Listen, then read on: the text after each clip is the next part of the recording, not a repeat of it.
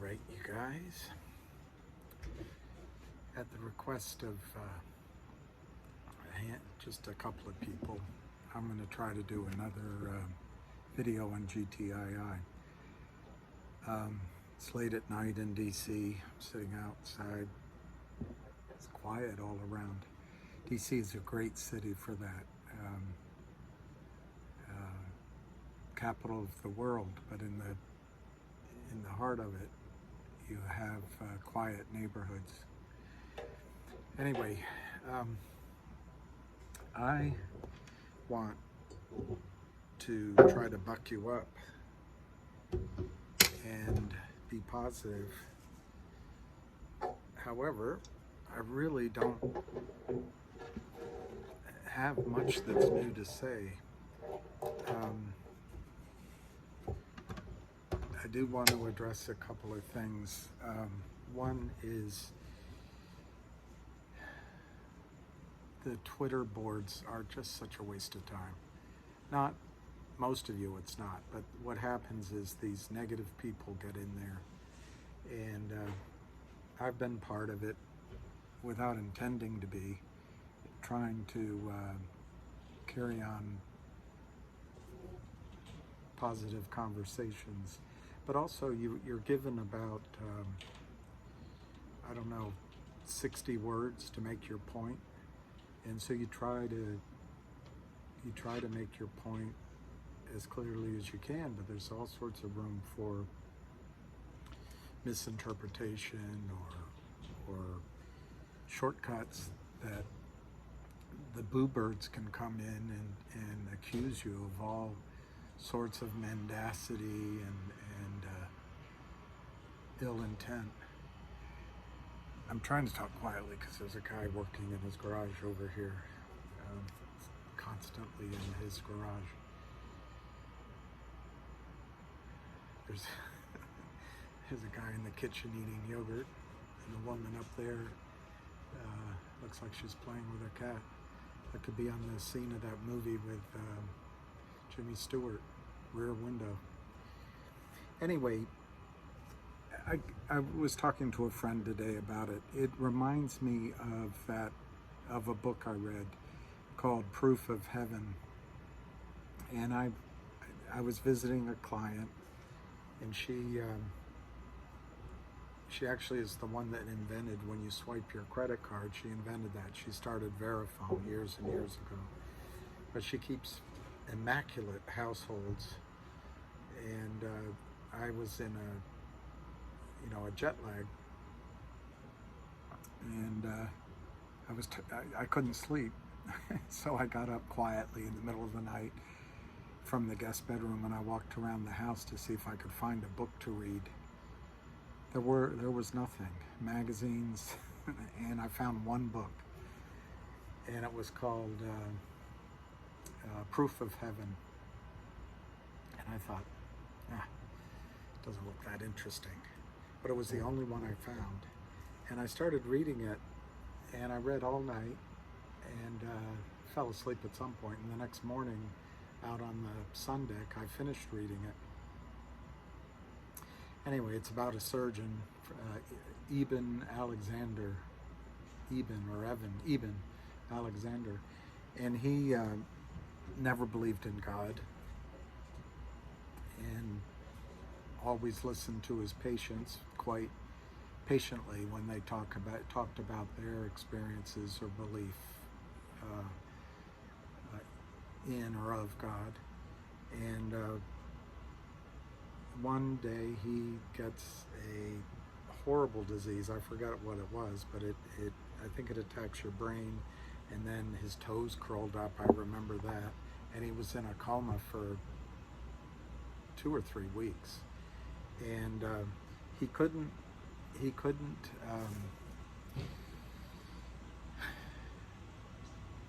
move. Apparently it's also fatal in almost all cases. But they rushed him to the hospital, and people came around his bedside, and he could actually hear people's prayers But he describes something, and I won't tell you, there's some magical parts to the book, and I won't describe any of that. I highly recommend the book. As they say in rugby, irregardless, irregardless of, regardless of whether or not you're a believer. But anyway, he described when he got up there that he was in this mucky, dark place, and it was throbbing, and he felt trapped. And there was a dark spot where you could see where evil was. It was all black. But then there's light, and this beautiful angel came, and as he turned to the light, he was taken to the light. So his point was you could get away from all that evil just by looking and going toward the light. But my point in all that is that the negative bashers on Twitter, and specifically regarding GTII, it makes me think of that kind of awful trap that you're stuck down in this muck and you can't get out, and you won't be able to get out, and there's a lot of evil intent. It's only about money to these guys. It's only about money. They get paid according to the Basher's Handbook, $5 or $7 every time you respond to them, and it links to their name so that their paymaster can see, oh, it was because of your post, and they can do it on hundreds of stocks. They all have different names. You notice when I post, I try to have my name there. They gave me a weird, ending to my name, but you know who I am. You don't know who these guys are, and their whole goal is to cause something I've also put up on Twitter, angst. It's just to make you doubt, why the F are you in this stock? What'd you do? All of that. And so I'm not sure how useful Twitter is in that sense. And it gets me down. It gets me feeling really like shit. But what's good about Twitter is there's quite a few of you on there. There's one that, well, I don't want to name, I'll name one guy, but there's so many that I just have such huge respect for. I like the fight in Dirty Mayo. I think it's true. I think it's just terrific. But there's so many. The elegance of Dr. Aziz, the constancy of Ham,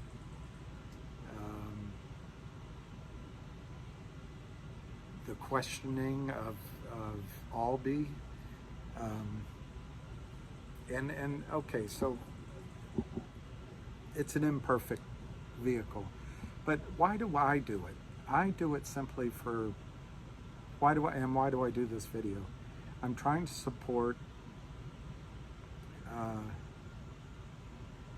I guess in one real sense, I'm trying to support Ham because it's a tough business that he is going through. He's a tough guy, but you got to stand with people sometimes. And in life, if you're ever alone or you need help, or things have run out on you, and you're down to your last shuck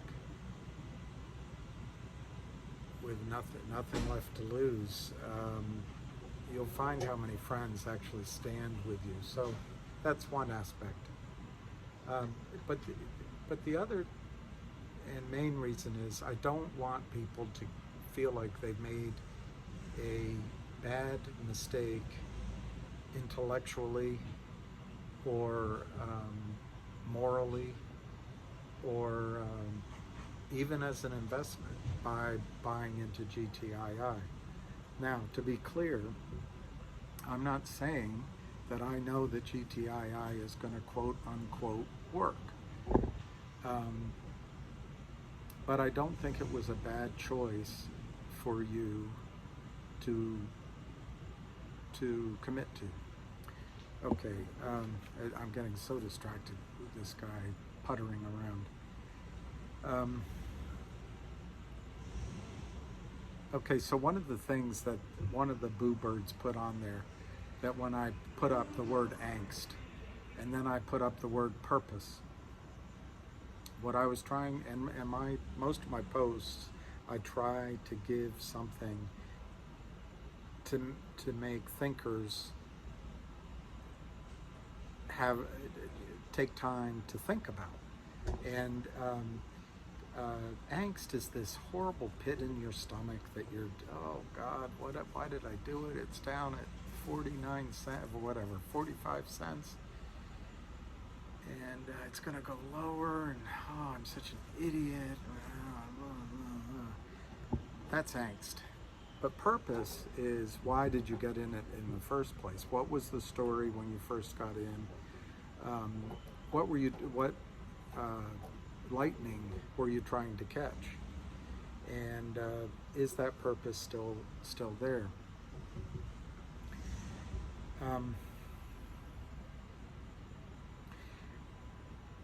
It's shitty right now. It's horrible. I mean, I told a couple of friends that I thought when the stock was around I don't know, I don't remember for sure, but around 135, it might have been 155. I said, it feels like it's going to go lower. And I didn't do anything. That's the only thing you can be mad about right now, is that when it was at 170 or at $2 or at 135, why didn't you sell? Or you could ask yourself, why did I buy up there? I could have been buying down here. Well, this goes to the dilemma of any investor or trader. Two dilemmas. One, if you're stuck on trying to get the exact bottom price or the exact high price when you sell, you're never going to be happy. You just got to do the best you can do. You try to get in at a reasonable price, reasonable risk reward, and then get out. You got to leave something on the table for the next guy to buy the asset, in this case GTII. So you're going to have to sell it when there's still upside. You're going to miss out on the top, because if you wait to the very top, there won't be enough volume, and you probably won't get out. So anyway, that's the dilemma. It's always easy to buy, it's hard to know when to sell. I think in my case, had I sold, let's say I had sold some at 150, I probably would have bought back in well before $1, but let's just say I bought back in at $1. I'd still be sitting here with angst and going, oh God, the damn thing's down to 49 cents. So I'm not sure you can really be mad at yourself about that. You could be mad at yourself for, why did I even get into this? And that's fair enough. You could be mad about that. You might have rushed in and said, oh, I want to catch it because it's going to be the next short squeeze. Or you got greedy or something like that. And you can be mad about that. But I told quite a few people about this story, and I'm kind of wishing I hadn't at this point. But I said the risk was two things. One was that the squeeze never happened, and I guess three things. One was that the squeeze doesn't happen. Second thing is that the company somehow issues stock to the Kramers so that this just disappears. But the main risk was time. Main risk was time. And guess what? I can't tell you it's going to be any sooner now, just because we've already waited 18 months, than it was when you first got in. But that risk of time has happened. So anyway, the boo bird, the Mr. Negative, several of them. It could be the same guy, it could be more than one guy. Could be a woman using a guy's name. But these are probably men. I don't think women have that kind of streak in them. And you might ask, why do they do it? If they get $7 a response, and they do, let's say they get 10 responses a day on GTII, that's 70 bucks. If they do it for 10 companies, that's 700 a day. They do it times 20 days. It's a nice living for being an asshole. And they're not your friend. They're not your friend. Several of you have gotten upset at people for being provocative to the attorneys or that are on GTII, or to some of these negative guys. Oh, it's not fair. You're shutting down discussion. No. What I'm trying to do is alert you that a lot of this is to get into, and one of the boopers said this to me today, oh, this is not a therapy session, this is not psychology, this is Wall Street. Well, no, actually, it's exactly what it is. It's all about emotions, it's all about psychology, it's all about your relationship with money, it's all about whether or not you feel like you deserve to make money. Wall Street preys on the fact that when you get involved, you go, oh, I should never have gotten in there anyway. I wasn't meant to make money. They're smarter than I am. All of that, all that angst, and I'm sorry, I've just been, half my mind is over there wondering if he thinks I've lost my sanity talking to a what do you call these? It's not a GoPro, but whatever the thing is, stand. So my goal is to keep you from making a decision based on angst or based on FUD or based on these assholes scaring you. Now, if you make a decision that I don't want to be in this stock anymore because I've had enough, I've had about as much fun as I can stand, that's fine. Or if you sit down and you study it and you think, I'm not sure it's going to work, might as well get out, or I want to take a loss to offset against some gains. Those are all rational decisions, and I'm not telling you not to do that. I want to be clear. I am not telling anyone to buy, sell, hold. These are my opinions, and there's I don't know where I first heard it. It might be this book years ago called John or Big John. But anyway, apparently there's 4 roles for men in life. And in our world, when I was younger, I lived in the Soviet Union. And in World War II, most of the men were killed. So a lot of the jobs went to women, it's with a lot of third world countries at the time. There's a lot of extra jobs that we don't even think of, like charwomen and that clean the hallway and are always present, or people at the intersections to direct traffic, or just people that they used to sit up in these chairs and watch. There's always women. And I forgot how old, maybe 7 or 8 years old. But I would watch it, and the men that were left were mostly drunk and lost. It's because men do have 4 roles, and if you take those roles away from them, what do they have left? But anyway, that's off on another subject. But the 4 roles that I remember, I could be wrong. One is to provide, one is to protect, one is to lead, and the 4th is to teach or to mentor. And I guess I'm at that point in my life where I'm older, so I'm trying to mentor you, teach you a little bit, and give back a little bit.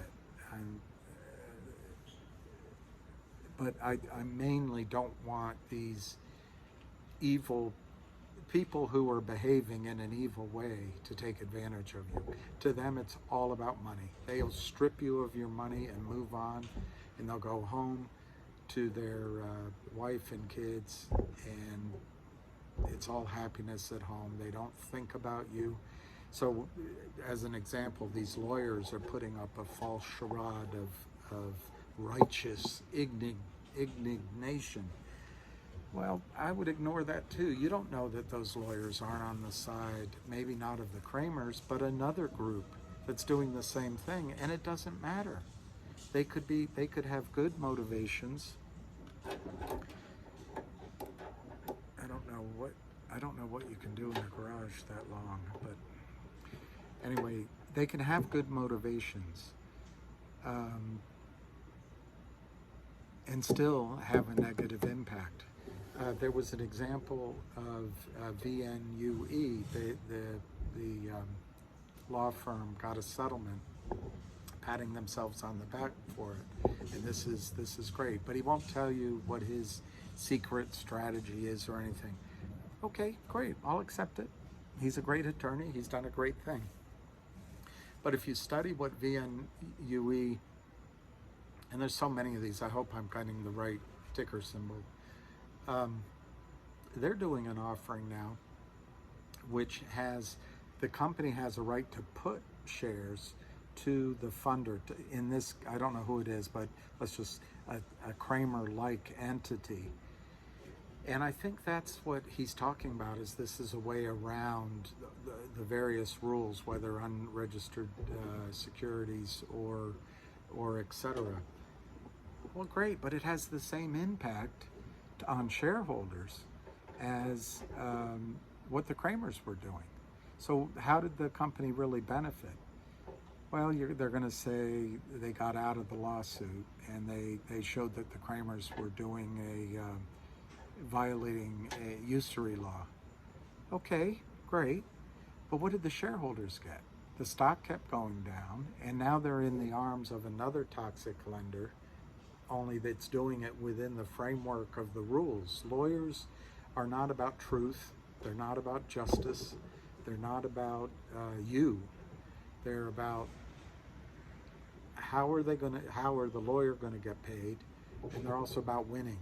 And winning is in this narrow context of, is the evidence in the docket, I know that's probably the wrong word, but they create a record for the court and for the judge.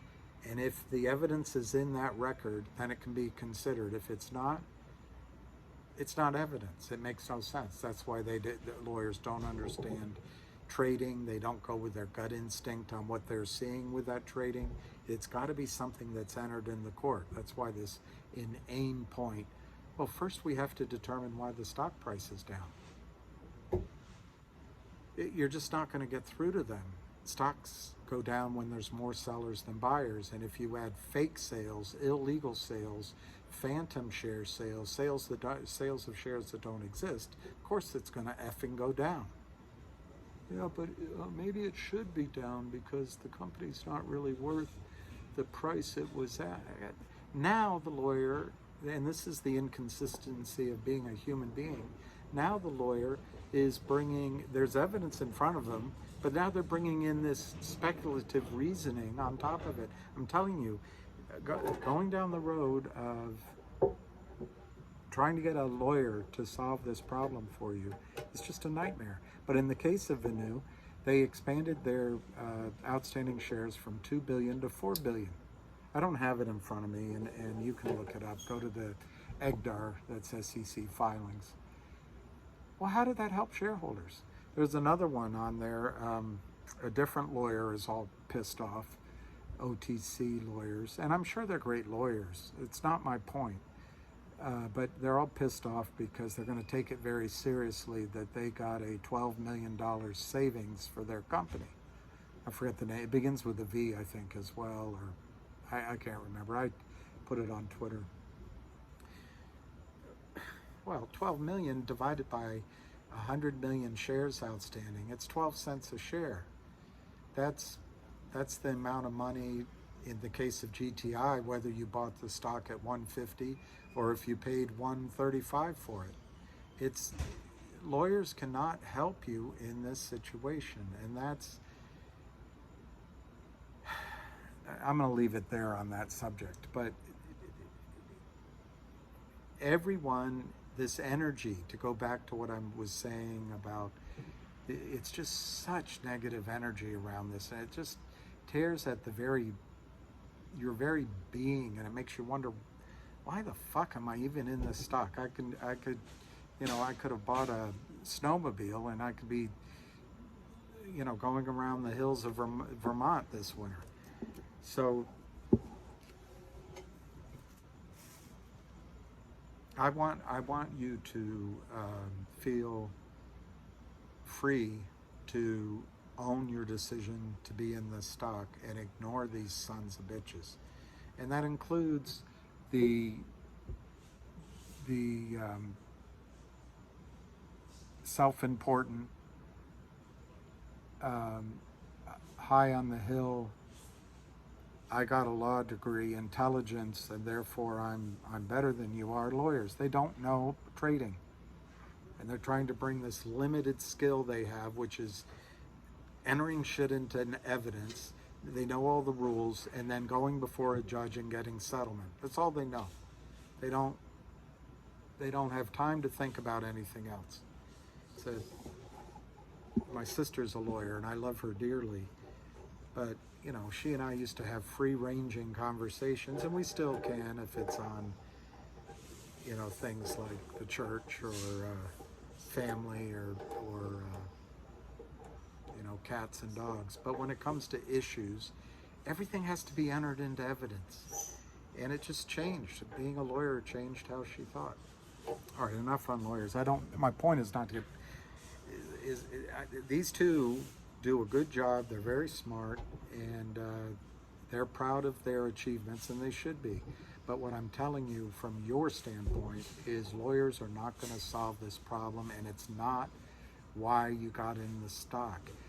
Talking to lawyers will give you angst. Listening to these sons of bitches will give you angst. And looking at the stock price will certainly give you angst. I mean, it makes me ill to look at it, and I'm like, why didn't we get out? But here's the thing. Okay, now I want to move on to a little more positive. I want you to have purpose. I want you to remember why you got in it, and purpose gives you strength when adversity is against you. Purpose lets you tighten the sail. I'm not a sailor, but tighten the sail so you can turn the sail into the wind so you still go forward. You have to have purpose. You have to remember why you were in this investment. I've told you about Bob Clayton. You must become somewhat inured toward those losses which your clients incur. He was a great guy, big, tall guy, beanpole guy, but what an elegant, good man from North Carolina. But anyway, he would tell us to write down why'd you get in the investment? Write it down. So I think we should review some of those reasons and not let emotions play. These guys get in your head, and you start feeling badly about yourself, bad about the position, what an idiot. They have two goals. One is sell now. The other is when you sell, don't wait for higher prices. If a squeeze comes, just get your money back out and move on. Those are their two goals. They want to limit your belief that you have a right to make money. That's it, because they want to make money. They're not your friends, as Ham always says. They're not your friends. They're not even polite. So I disagree with the guy. It is about emotions and psychology. and you have to fight your emotions and psychology when you're afraid, when you're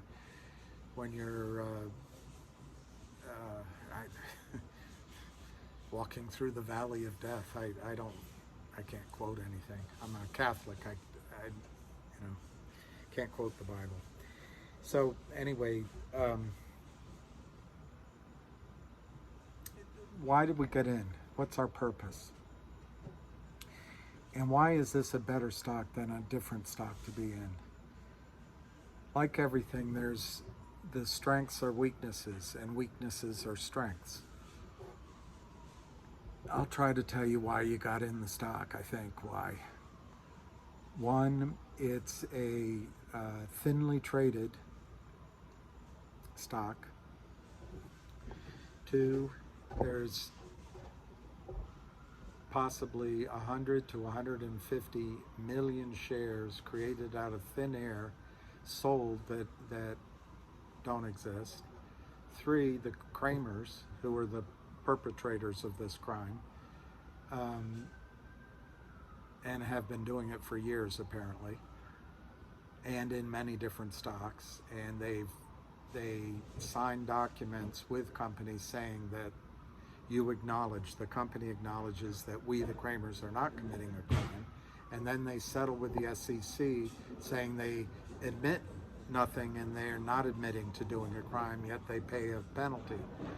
So you can judge if my words are too harsh, but the instigator of this is the Kramers. In the past, they've always had a convertible note to cover the shares with. They don't have it here. So they are truly naked. They got greedy. They should have closed their position. But I've been thinking about that, by the way. It's possible that they are the ones that created the original massive naked short position when the company was called Treetop Industries. And so maybe they entered into the convertible financing, and maybe this is their pattern of behavior, so that they could cover their previous sales, because they knocked the company on the ropes. So maybe that's why they didn't cover, because they just, it's such a massive thing, they didn't want to, as Ham says, put the gun in their own mouth and pull the trigger. And I think the fourth reason in the case of this company is that management of the company clearly is on the side of the shareholders and on the side of getting the Kramers.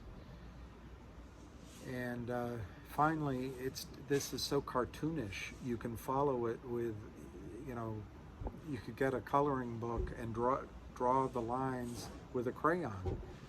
So there's a lot of reasons that make this a simple, obvious short squeeze. What you don't know is when it's going to squeeze. Now the negative of that is that there's no large institutions circling around it. So there's nobody driving the stock up to get the Kramers in trouble. That will come. It's just not happening on a day-to-day basis. So we wait, like that Casablanca movie. They all fly to Casablanca, and then they wait and wait and wait. And that's what we're doing. We're waiting. Okay, so what you need to ask yourself is, if you had your pool of whatever pot of money you put into this stock in the original instance, would you buy the stock now? Pretend you don't own any. Would you buy it now? Or would you move on? I don't know the answer. But if you would not buy it now, you should be considering a strategy to get out of the stock. Now the problem is there are no options to sell against it. There's no way you can ameliorate your loss, and frankly, there's no volume. There is nothing. This stock trades because the Kramers are orchestrating, or at least they were. It's possible right now that it's only the market makers doing it, but I'll get to that. But But the reason the price is so low is there's stock made available that doesn't exist. If that stops, the price goes up. On the other hand, the negative about that is if you join in the selling, you can make the stock go down. There's no real buying right now. So that's the problem with an illiquid stock. And before I get into why I think 2 or 3 or 4 reasons why I think we're going to be okay. Now I just lost that point. Well, I'll just keep going. I might remember it.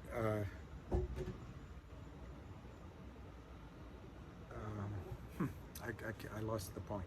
So anyway, if you wouldn't buy into it right now, then you got to start looking to how to lighten up on the position. I can't remember. I apologize. Darn it.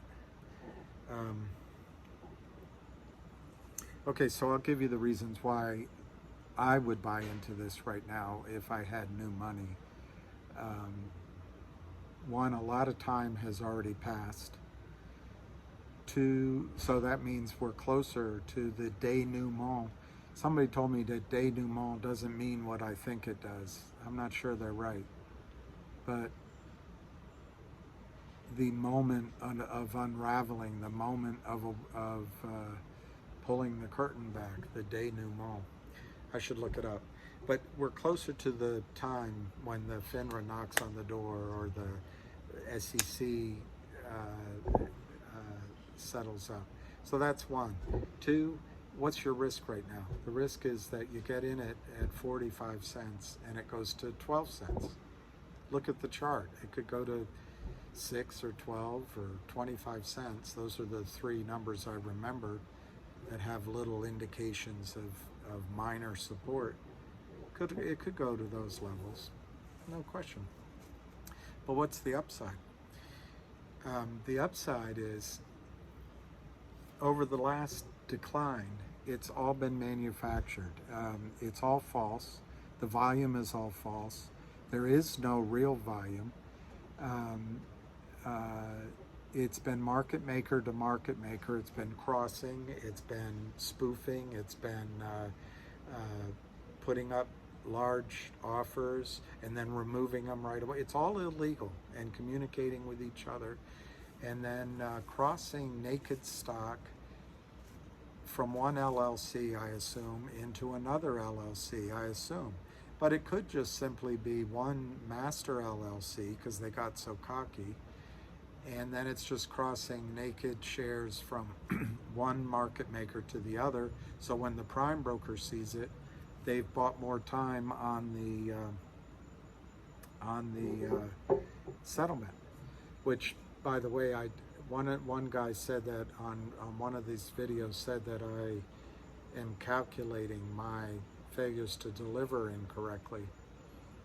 I admit that there's no transparency. We don't know. We can only make our best educated guess. But there is a possibility that what's reported by FINRA as a reg show violation today is just grabbing a reg show violation from 35 days ago and kicking it down the road. So is that doubling the failure to deliver or just keeping it the same? And I admit that that's a possibility. I also admit we don't know the exact amount. What we do know is that Carlos Danger called into the company to settle up. Hey, Reiki, this is their modus operandi. Hey, Reiki, we're ready to talk numbers. Now the boo birds say, oh, you don't know that. How do you know that? Lawyers are going to say, well, we don't know. We have to find evidence or get someone to give an affidavit that really was Charlie. All right, I grant you. But when you're a broker, when you're trying to judge, it's all psychology. The charts are psychology. Prices are psychology. It's why when I was in college, I wrote a paper on the South Sea bubble, and that goes into the tulip bubble. My sister helped me rewrite it because I wrote like ham back then.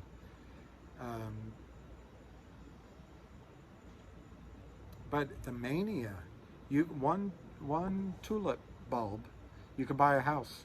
You could take one tulip bulb and buy a house. And you're telling me that Boo Bird is telling me it's Wall Street? No, it's psychology.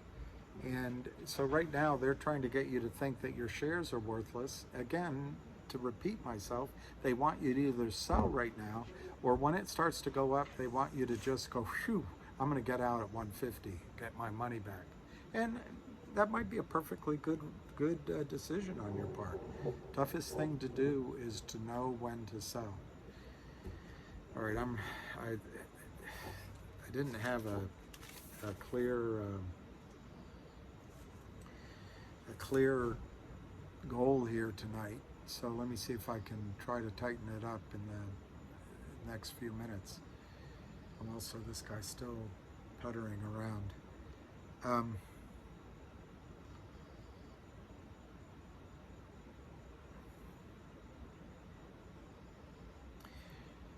Let me just sort of summarize why I think the stock is going to be okay.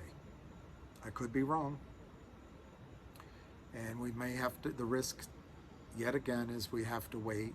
The risk is that Reiki, as Carlos Danger calls him, might issue a bunch of shares to the Kramers. The other risk is that one of these law firms comes in to help and takes the pressure off, because by definition legal action takes forever, so the pressure doesn't build up. And settlement, Kramers love settlement, especially if it doesn't involve discovery. What we want, to be clear, we want a situation where a margin clerk says buy it in. We want a situation where FINRA says, these guys are violating the law, buy it in. The SEC comes into a prime broker and says, if you don't buy it in, we're going to fine you. We want something like this to happen. If a lawyer gets involved, anyway, I've said enough on that. So, let me, again, the 3 or 4 things I think we have working in our favor. I believe, I hear these different rumblings. I believe that the Trento Mines is still very much alive. If that merger were to transpire, it's still on the website for We Are the World. It's not We Super Green anymore. We Energy, maybe? We Energy, I think it is. You can still go there. It's still on the website. So that's very exciting. That's a massive company. It's an unknowable upside, which is perfect for Wall Street. If you don't know if you can't define the upside, you can ascribe all sorts of prices to it. That's how initially companies like Amazon and the rest went up. There's a good example, by the way, of what's being robbed from the American dream. Companies like Amazon, that guy Bezos had an idea to sell books. He didn't really know that it was going to go into all the areas it went into eventually. But he got because he was with the White Shoe Boys in Palo Alto or wherever, he got enough funding, and the stock was overpriced. So then he could use that stock as currency to buy other technologies and assets. It happened with Facebook. Well, what is happening with GTII when the stock is up? They're trying to buy in these technologies and these healthy companies. The Kramers come in and start shorting it and killing it, and then when it comes time to sit down and say, hey, we agreed this number of shares, well, but the price is down by 3 or 4 times, we should change the price. That's what the Kramers do to a company. They kill it.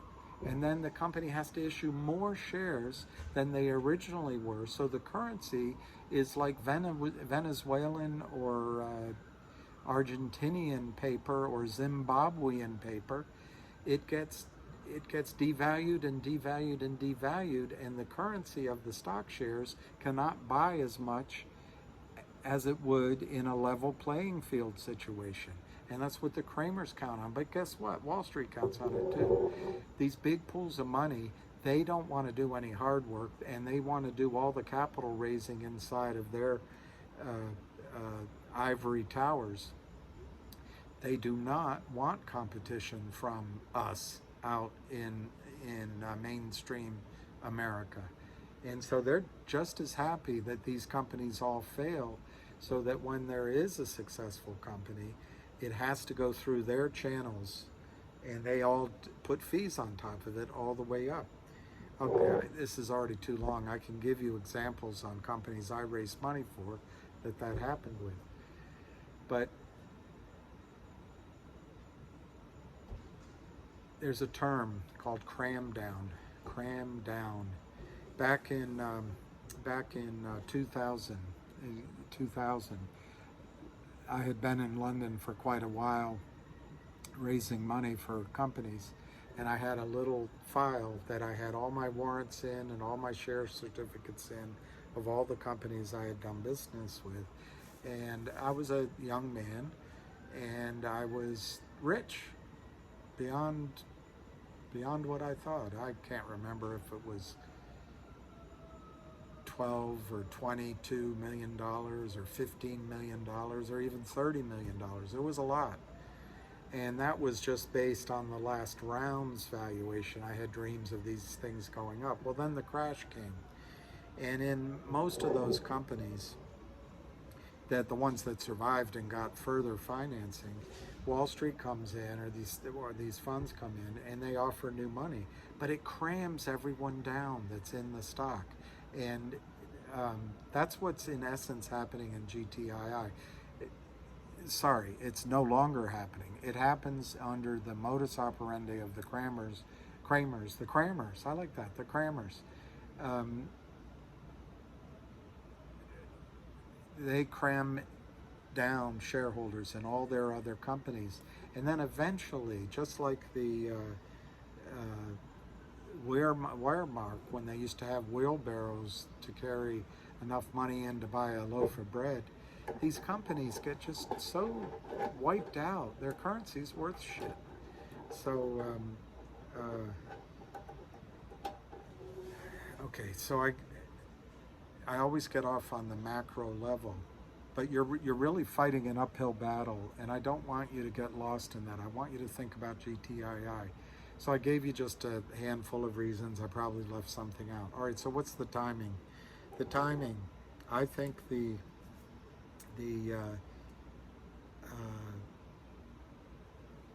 Chilean mine could be, I'll say, within the next 4 weeks.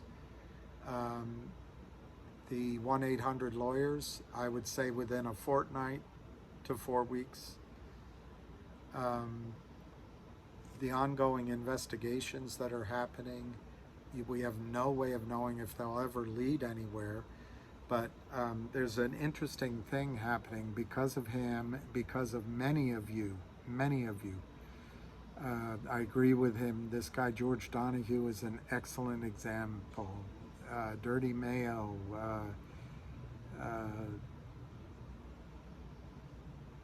I can't remember names right now, but there's so many, there's 40 or 50 of you that each in their own way, it's amazing. Jack McConney has a great sense of humor in one of his responses. And anyway, there's a lot of you. But what's happening is consciousness. Because of the internet, because you are studying this, at some point there will be a tipping point. What was that guy's name, McDowell, that wrote the book Tipping Point? I should have looked that up before I got on here. Gladwell McDonald or something. That book, I read it. It was, I guess Oprah must have recommended it. I got to the tipping point in that book by chapter 3. I said, all right, I got your point. But it's that there's this amorphous consciousness out there, and then all of a sudden enough people are talking about the same thing. You reach a tipping point, and everyone has that same, and then you wonder, why didn't they have that thought before? Well, that's what's going to happen with these naked shorts. And I've tried to write a few times. Maybe this is a therapy session for me, but Wall Street's all about fees. When I got in, it was about commissions, but now it's all about fees. Every single level of Wall Street is about fees. And I think because they're lazy, because a lot of them are, well, they work hard, but lazy in the sense they don't want to go out and pitch for new fees. So one way to expand your asset base is either create fictitious shares or allow someone else to create them, and don't say anything about it. So makes you wonder. I always say Citadel, but what was the other one? BlackRock, that just lost $1.9 trillion, just to show how genius they are. It's a hedge fund. They didn't hedge you against anything. And they have their ETFs. They charge fees in their ETFs. But guess what? They lend out the stock in their ETFs so that people can short the stock. That's a huge part of their profit center. It's all about generating fees, and we are the suckers. When you sit at a poker table, if you don't know you're the sucker, it says it right on your forehead. You're the sucker. We are the suckers. And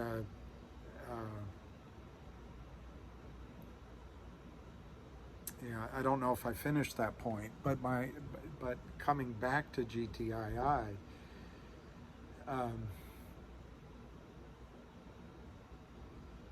fundamentals, I think, are going to kick in, and the stock is not going to go to zero. So that's anathema to the Kramers. I'm going to close this out with a short list. It's my number one reason why there could be a catalyst that the stock goes up. 2, the regulatory bodies are all over the Kramers, and moreover, they hired Gibson Dunn, in my opinion, to make some sort of settlement, because they're in trouble. Otherwise, they wouldn't have hired Gibson Dunn. So I think that the knock on the door, so to speak, could come very soon. I'll say before your kids are in school. So let's say by the second week of September. So the stock's not going to go to zero. The feds are all over them. And 3, the fundamentals are going to start kicking in.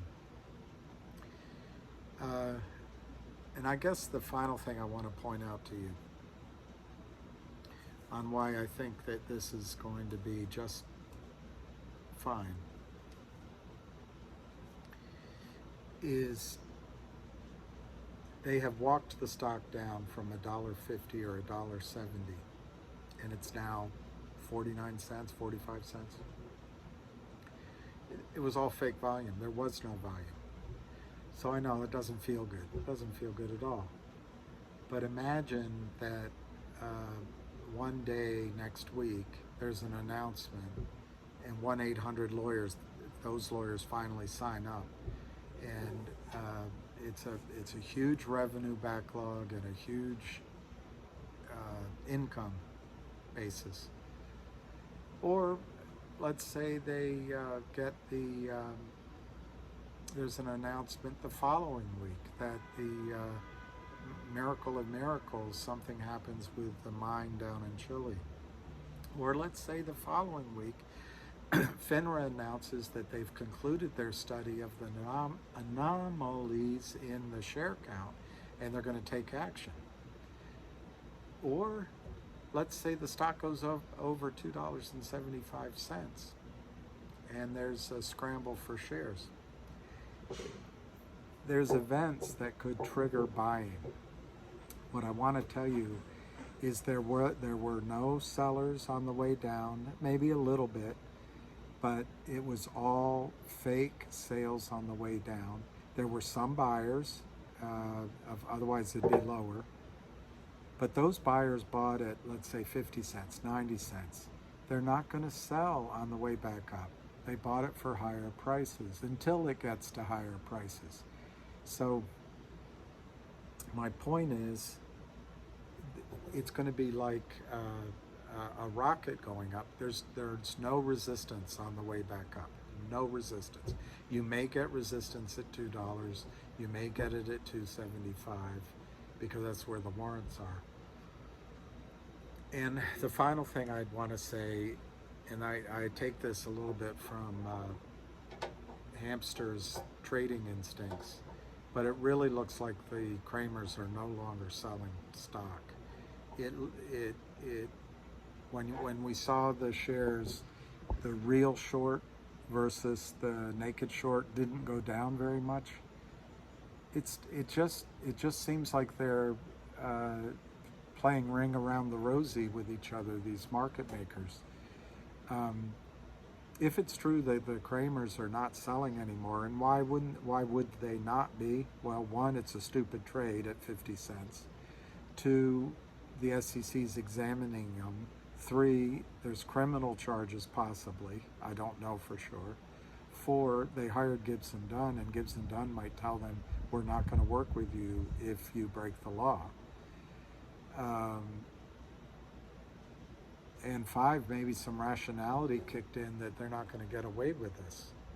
So when buying comes in, I don't expect to see very much resistance on the way back up, which is from levels that people want to dump out of, because almost all of the trading from $1.70 down to here has been fake. It's all been fake. There might be, Hamster calculated it once, but there might be about 20,000 shares a day, and sometimes a lot less. That's real shares. Otherwise, it's all fake. So there's nothing to keep this from going back to $1.50 or $2 if there's any one of these triggers I just said. All right, I'm not sure that was one of my best efforts, but my goal with you guys is to get you to think. Don't act out of emotions. That every reason you got into this stock in the first place is still there. This stock HDK or HKD just went from $20 to $800 in a matter of weeks. It might not be a short, I can't figure out what it is. It could just be that they really mispriced an IPO, but there's, going back to the South Sea the South Sea bubble and the tulip bubble in Holland, it's just all psychology. There's more buying than selling. On the way down here, there's been fake selling, but it's more selling than buying. It's not more complicated than that. All right, and I'll leave on. So I think on the way back up, it's going to be quick. Now, I'll leave on one complicated decision you have to make. I asked you, I don't know, a month ago, 2 months ago, would it make you feel worse to sell at $1.50 and the stock went on to $150 than if you didn't sell at $1.50 and it went down to 45 cents? Well, you found out the answer. And it might be that you wish you had sold at $1.50. So remember that when it goes back up. The two things you got to remember is your emotions are going to tell you, oh, I don't want to miss out on $500 a share or $600 a share. And so you might hang on to that, but it might not go that high. It might only go to $250. It might only go to $70. So you need to take some money off the table on the way up so you don't regret it. I don't know where that level is. I've done a rational, in as far as it can be rational, analysis of where I think the stock can go. Once the Kramers are not selling, there are no sellers. We are the only sellers. So I think that we're going to behave much like anything in nature, any crowd or herd of wildebeest running around or butterflies flying.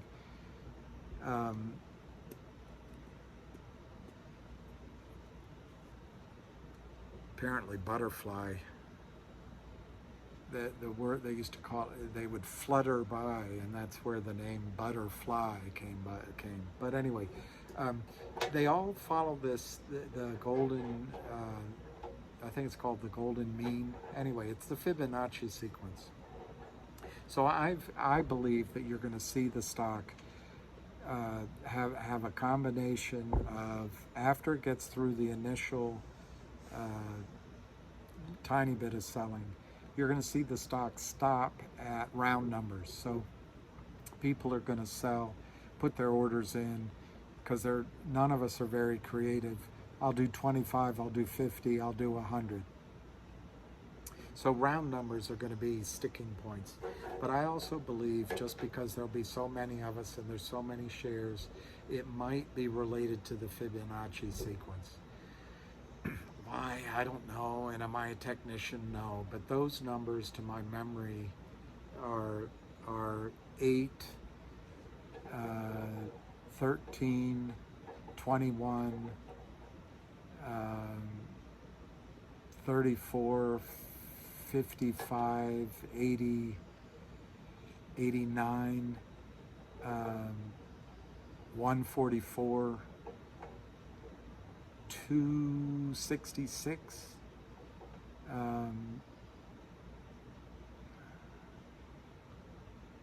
there might be another one, and then it's like 610, and then the next one's 1,000 and something.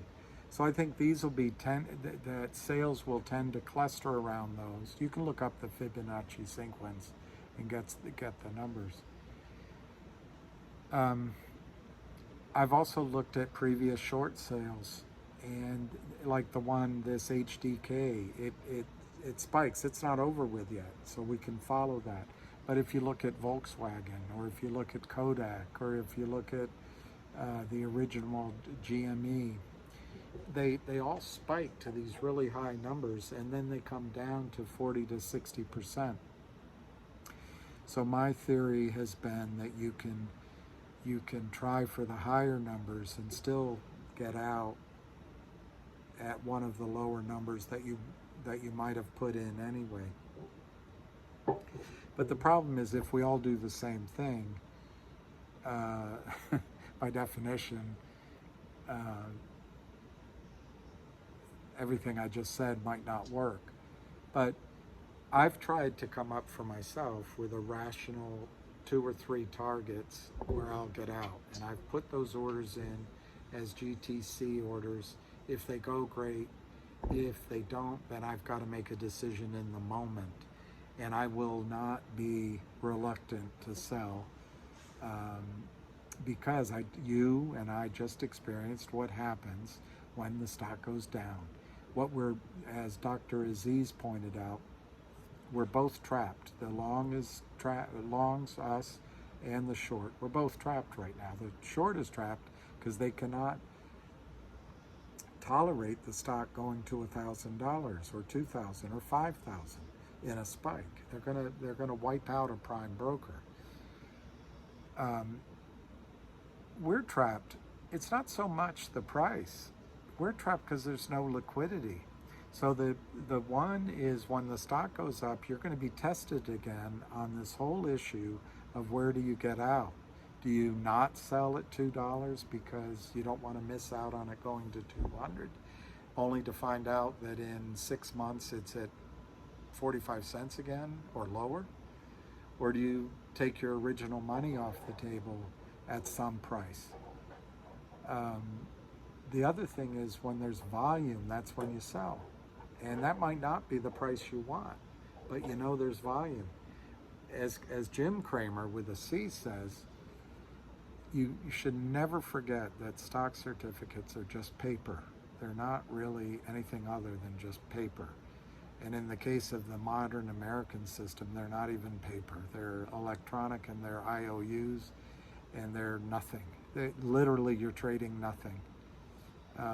Going back to the fees very quickly, imagine if, and somebody made fun of me on that, it's just a thought, it's a thought process, but the DTCC has $80 trillion in assets. And then the brokerage firms, imagine, I looked it up, it says private assets in the United States are 120 trillion. Okay, yeah, sure, some of it might be at the bank instead of the brokerage houses, but all four of the big brokerage firms are banks. So how do you tell the difference anyway? But the point is a thought process. What if there's 120 trillion in assets, but there's only 80 trillion of paper, so to speak? It's all puffery. That means the United States empire and our wealth that we think we have, it has been expanded. And it's a con job. And when everyone in their consciousness wakes up and says the emperor has no clothes, that's pretty scary. But anyway, with GTII, you're going to have two choices. One is to sell when there's volume. So make sure you get out while there's volume. And two, you got to pick your prices. I personally think the stock's going to go to numbers you can't believe. So I don't think you have to get out at $2. That's my opinion. But remember what you just went through. That might not be your opinion. I think, again, to use the Fibonacci sequence, I think it's 1, 2, 3, 5, 8, 13, 21. I'd go with 21. And then I think it's 34. 34 sounds pretty good. 55, that sounds pretty good too. 89, that sounds pretty good. 144, that's pounceable. And I don't remember the other one, 266 or something. That sounds great to me. So those are nice numbers to wrap your GTCs around. It's the hardest thing to know when to sell. So you just have to remember a few things. One, you're not going to get the high ticket. You never will. Never will. You might be lucky, and it's pure luck. It's not brains. Two, you have to get out while there's... Remember, all of us want to get out of the stock. So you have to get out while there's volume. And the buyer is the Cramers. It is the prime broker. That's going to be a spasm of buying, panic buying that doesn't care what it pays. When your operations manager comes into you, they say buy it back. If you don't buy it back, you're in trouble. If you try to play the trade, you're in trouble. If you try to negotiate the price, it always goes against you. They just buy it at market. They buy it at market. And if it goes to 10,000, I'm totally exaggerating. I don't think that's going to happen. But if it goes to 10,000, they don't care. They'll buy it up there. They're just going to buy it to close out the error. But that's when you have to sell. So you got to try to figure out when is that going to peter out. There's going to be other short sellers that come in because they just won't be able to resist themselves. But the Cramers will be gone. The Cramers will be gone. And that's why I think you're ultimately going to be happy that you stayed in this stock. It's been hell. But I'm sorry, it's late at night, I should have organized this better. But what I'm trying to get you to do is move away from the angst that's caused by these negative assholes, but it's also caused by our native view that we don't deserve to make money, the market's too complicated for us. Oh, I never should have listened to Ham and gotten into this stock. All of those things. Block out the angst. The reason we came Now, we might have a bigger purpose that we have in mind about the marketplaces, and I keep getting off track with those, but trying to focus on GTII, our purpose is to be in here when there's a short squeeze. So I've told you to put out your GTCs. Try to come up with rational reasons of where you want to get out. A different way to do it is, I'd like to pay off my car loan, and I owe $32,000 on my whatever, I don't know what car, my BMW Sportif. So divide it out. How much? I've got 10,000 shares. I'll allocate 3,000 of that to paying that off. So that comes out to $11 a share. I'll put that in at $11, and at least I've got that paid off. At the fuel. So that's your job. Come up with a rational reason why you're going to put in your sell tickets, not all this fear. It's all these guys want you to operate out of is fear. Fear is in the, I guess it's in our reptilian background, our animal background. It's in our gut, but it operates out of that 5 or 10% of your conscious brain. Your creativity and your decisions when you're calm operate out of the rest of this brain you have, but also out of the consciousness. And I don't want to get all hooey-dooey, but some sort of awareness that's much bigger than just that 5 or 10%. It's our subconscious. It might be connection to something else, previous thoughts, our life. So if you can sit quietly and make a plan, then you know what you're going to do with this stock. You don't have to listen to all this negativity. And more importantly, you don't have to look at the stock price. The stock price right now is fake. It's fake. I'm not saying that it shouldn't be at this price. But if it's at this price and this is the correct price, the lawyer would live with this price because he can prove that it should be here. It's just by accident. It's just by accident. It has nothing to do with the trading. The trading has all been fake and illegal and criminal. So we're reacting to a price that's fake. Now, I'm not saying that therefore means I know what price it should be. I do know that when the short covering comes in and the prime broker starts buying in the Kramer's account, the price that it goes to is going to be like the tulip bubble or the South Seas bubble. It's going to be like the French, it's not lira. What's the French currency? Anyway, the John Law, the Englishman that ran the central bank for King whatever in France, that currency was strong, and then it all collapsed. The whole thing collapsed. And that's what's going to happen when the squeeze comes in. It's going to go to such great numbers, and then it's going to collapse.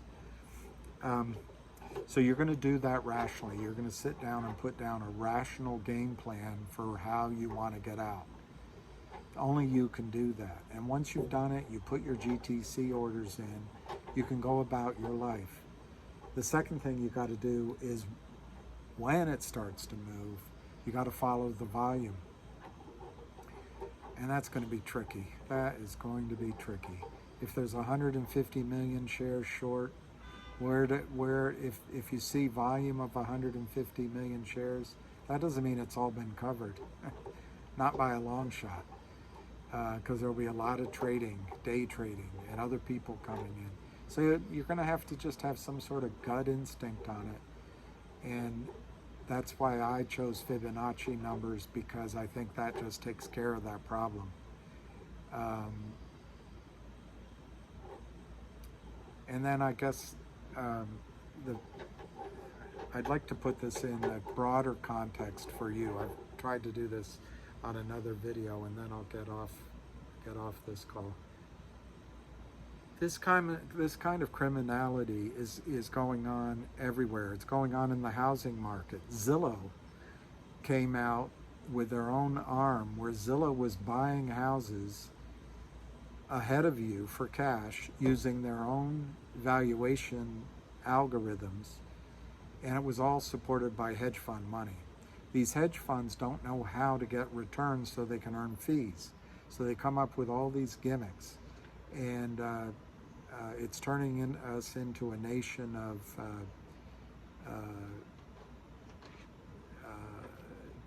both trapped by rent and mortgage, high costs of housing. But it's also happening in the markets, as I've tried to say.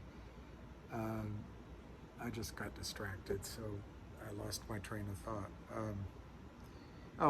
Where it's all this is also happening in the currency markets, in the debt markets. Right now, the 10-year note is, I think, $2.80 yield, 2.8. It might be a little bit lower than that, and it doesn't make much sense. But the Fed is in there buying to keep the 10-year note strong because they keep the yield down. The dollar is up because our interest rates are going up, and because it's the cleanest dirty shirt.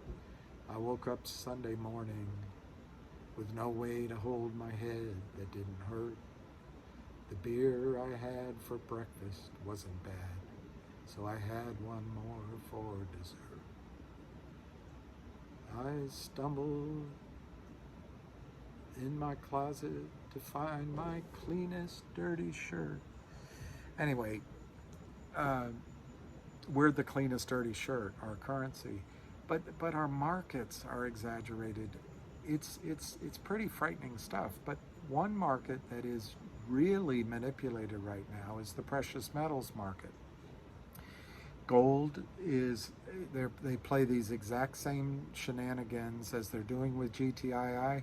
They do it in the gold markets, in the COMEX. That's why China's setting up its own trading in, I think it's in Shanghai. That's why Russia and China are buying gold, and they're going to try to create a currency based on gold. Putin never forgets what happened to the ruble when New York banks and London banks destroyed the ruble for fun. These kind of people do it with everything. They turn everything into a trade because they went to the right school and they deserve it. They deserve to marry their secretary and kick their long-suffering wife to the curb and buy these big yachts and travel. They just deserve. Well, what I'm going to recommend to you is a specific recommendation. I think you should take the opportunity to make money in GTII, to get that money out of the debt-based system. There's a quadrillion dollars. There's actually $300 trillion of debt in the world. The world's GDP, I think, is 60 trillion. It's just a massive amount of debt, and that's what they tell us there is. You have to start thinking like you're Russia or China. You're going to get off the dollar. You're going to get out of the New York, London debt-based system. You're going to own farmland. You're going to own a house. You're going to own for cash, and you're going to get out of the debt-based system. And you're going to buy gold and silver. But the specific recommendation I'm going to give to you, if you've made it this far, buy at least one monster box of silver. That's 500 1-ounce coins of silver. Don't open it. Buy it, but don't open it. It'll cost you probably, I haven't looked recently, but it'll probably cost you, and I'll do it on a different video. I can tell you the 2 or 3 places that I recommend. But there's Mike Maloney, there's AppMex, there's Dr. Anyway, it'll probably cost you, I'm going to say $11,000 to $15,000 to buy one box. If you buy two boxes, that's $1,000, so that's a little bit easier. If silver's at 23, they're going to charge you a premium, so it'll probably cost you $28,000 to buy two boxes. Store it somewhere, put it somewhere that you know where it is. And the reason I tell you that, they've been manipulating the silver market just as badly as they're manipulating GTII. The ratio, and I could be wrong on this, again, it's a thought process, not the specific number. But I believe silver right now is at a ratio of 100 to 1 to gold. Might only be 80 to 1. But these are unprecedented ratios. It used to be, to my memory,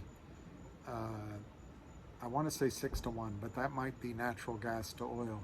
It used to be down around 15 to 1, let's say, as it's discovered in the ground.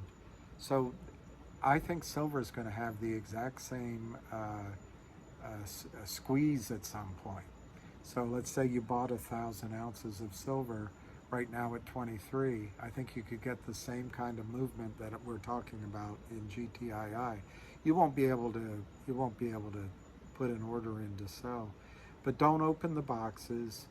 When you call in to sell, you'll sell the entire box strapped so that they don't have to recount it.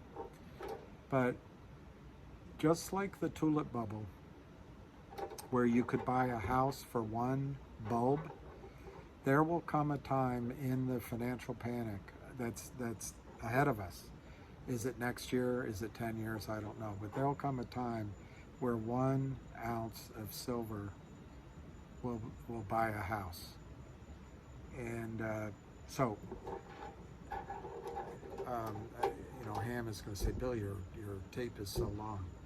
What I'm trying to say to you, get rid of the angst, because angst is when you're not moored, you're unmoored, your sailboat is out in the sea and it's whipped around by this wind and that wave, and a steamboat goes by and it gets fun. When you have a plan, when you have a strategy, when you know what you're trying to do, and then your goal is bigger than these negative nabobs of negativism. What was it that the nabobs of negativism? Nattering, that's what it was. Spiro Agnew. Nattering nabobs of negativism. That's what they are. And so if you have a plan, and that'll put that out of your head. If you look at the stock, not as its price, but as what you want to achieve with it, when it gets to a certain level, you're going to use that stock to do certain things in your life, pay off debt, pay off your mortgage, go buy a second home, whatever. I'm not saying it's going to happen, but if that's your plan and your strategy, it'll keep you to that path rather than getting panicked out right here. And the bigger thing I want you to think about is you want to be free and independent of the debt-based system that we all have lived under, because when it collapses and when there's a panic, I want you to be able to get to the other side of it as a reasonably independent human being that has status, that has enough wherewithal to start a coffee shop, or to buy a horse farm, or to buy a steamboat, or I'm making things up. Start a haberdashery, or start a place where you can, a tonsillarium, I think they're called, where you can get your hair cut and get all of the things done. Open a bar. But you want to be able to be one of the independent people on the other side of that. And so what I plead with you is, if you got into GTII because you believed there was a shot at a short squeeze, None of those reasons have changed. It's one trap short. It's a short that doesn't know what they're doing because they're doing the same thing they used to do as if they did have a no, it's gone.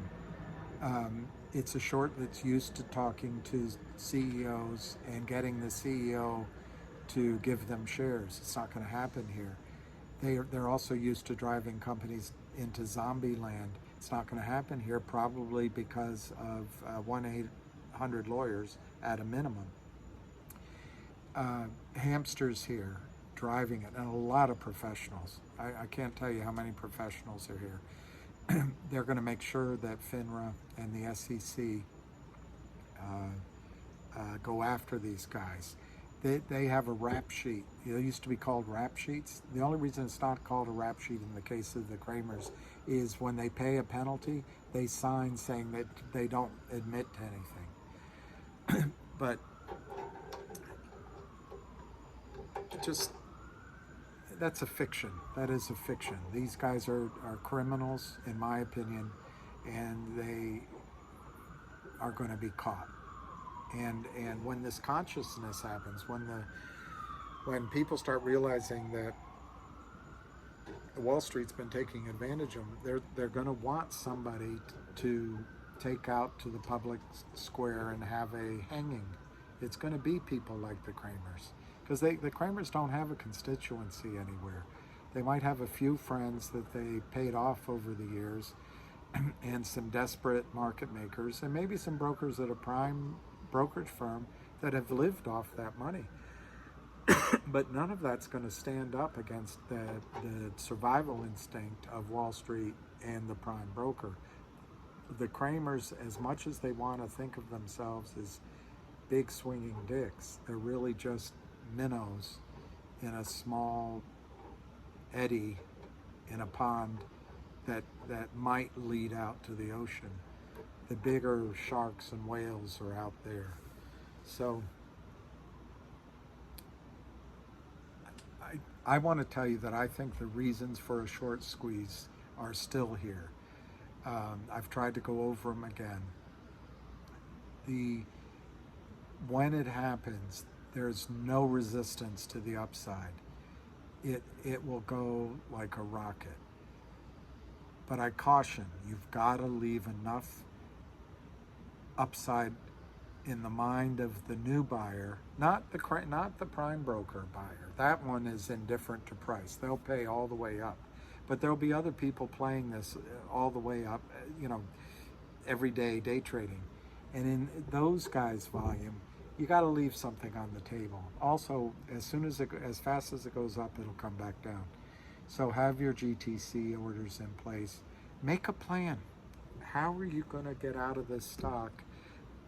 But be ready to adapt that plan. If look for a day when there's 10 million shares traded. 10 million. That might be too low, but when it's 10 million traded, open your eyes, because it's about to go up. And then watch it. If it goes to 200 and it's not a lot of volume, maybe sell a little bit. But then let's say it gets to 500 or 600 or 700 and there's all of a sudden churning and there's a lot of volume. Lighten up there. And then in all aspects of your life, not just GTII, have a strategy about where you want to live and how you're going to get through the panic. Panics burn out, but a panic is coming.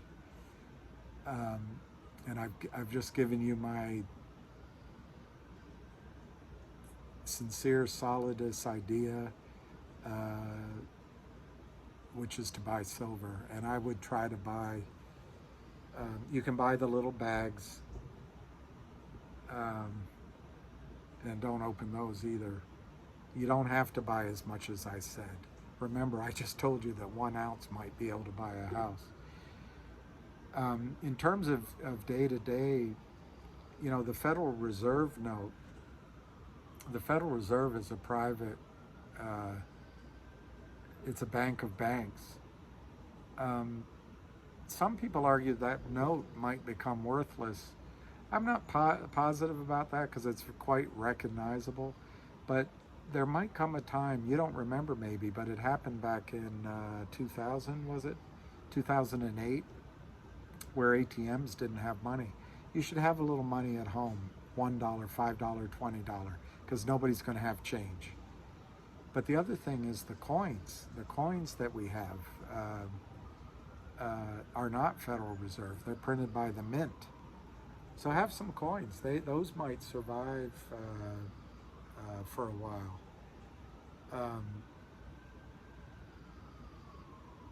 But the bags of miscellaneous silver coins might get you through. The other thing, Mike Maloney on his site, Gold Money, Gold Silver, sorry, it's called Gold Silver, Mike Maloney. He sells necklaces and bracelets that are made of gold. They're very plain. They're not razzle dazzle. But if you need to cross a border, if you need to get out of the city, or if you need to flee, you just put that on and you have a starter kit in your new location. I don't want to be too alarmist, but I want you to start thinking a little bit like that. The other thing to try to do is build up income streams, but that's a whole different video. But income streams that are based on commodities, so that whatever currency we have on the other side of all this, that commodity still is generating an income stream. Or if you're fortunate enough to own rental properties, people have to live somewhere. But anyway, bottom line, get comfortable with owning this stock if you want to still own it. Get out if you don't. But have a strategy, a plan of when you're going to sell. And then to keep you interested, I don't know of another stock or another situation where you can expect is too strong a word, where you can anticipate, that might be the right word, where you can hope for returns turning, let's say, $10,000 into $1 million, or into $100,000, or you know, into $250,000. Money that can change your life. But put in your head some of the vision of what you're going to do with that, so that keeps you in through these periods of doubt. But I'm not saying be blind. I'm not saying be blind. If the story changes and your gut is telling you you shouldn't be in it, listen to that too. But I don't see any. The only couple things for me that might have changed in this story. One is the regulators seem to be taking their sweet ass time. So you start to wonder if they're ever going to do anything. I can't answer that one. The other one is that time does kill trades, and it's been a lot of time. So I can't hide from those two. But the positives are, you've got probably 800 people in this stock. There's a lot of good news coming. And as the hamster said to me last week, he said, Bill, I haven't even started asking people to buy the stock. I think what he means by that is that there are hedge funds and people on the street that buy short squeezes. Imagine when they come in, on top of the prime broker buying. Okay, I really went at an hour and 30 minutes. I went a long time. I apologize for that. Partly, I didn't really want to, I wasn't excited to do this one. Partly, I was really distracted by a guy listening to everything I was saying. Not his fault, my fault. And I didn't have a boop, boop, boop, boop set of points to make to you. But what I want to tell you is have purpose, not angst. Write it down, make a plan. And your goal is bigger than just the money that's represented by what's in your account. It's not the 49 cents a share. 1,000 shares of GTII can buy you X, whatever that X is, and whatever price you think it's going to go to. If it's 1,000 shares and I'm right, and one of my low numbers is $21, it's $21,000. That's a lot of money to people. I think it's going to go much higher, but use that as your basis if you want. Now the risk is it goes down to zero. So that's 400. You're risking $460 to maybe, in just the short example, $21 is a Fibonacci number to make 20 grand. Put that in your head, and then you don't have to have this fear and angst. That's all they want to do is they want you to either sell here, because they don't want to sell any more stock. And I don't think the Kramers are even allowed to, possibly. And two, when it starts to go back up, they don't want it to go to 1,200, 3,600 a share. They want you to get out when it's at 5, so they can cap their losses. They're playing games. I wish I could take that anxiety and that hurt, pull it out of you. It still is a good rational trade. Does not mean it's going to work, but it's a rational trade that you need to design your parameters. Unfortunately, in my opinion, there's not much you can do right now, unless to you 46 cents is better than 6 cents or whatever it might go down to. But I'm going to just finish on this thought. Right now, this is like those old movies where the one car, James Dean car, would go against the other car and they play chicken. And if they don't turn, they hit each other. Or it's two scorpions in a bottle. This right now is a matter of, to me, us, loans, losing everything. And we're already down so much. I don't have a big enough position that I can really micromanage it. I figure you just decide, okay, I'm willing to lose 46 cents. But it's the other side of it. The Kramers can lose everything, and everything, I mean everything. They can lose their freedom to walk around in the city streets. They can lose their wives. They can lose their homes. They can lose their ability to be outside of a jail cell. They can lose all of the money that they've made all along. The market makers may have to disgorge every bit of profit they ever made on commission. The prime broker, there could be a prime broker wiped out in the buy-in. So this is really a battle of losing everything. And I would suggest to you that the people on the other side that are trying to make you nervous have far more to lose than you do. And I'm going to leave it there. I'm going to wish you the best. Thank you for listening all the way through. If you made it all the way through, I guess it was a bit of therapy for me as well.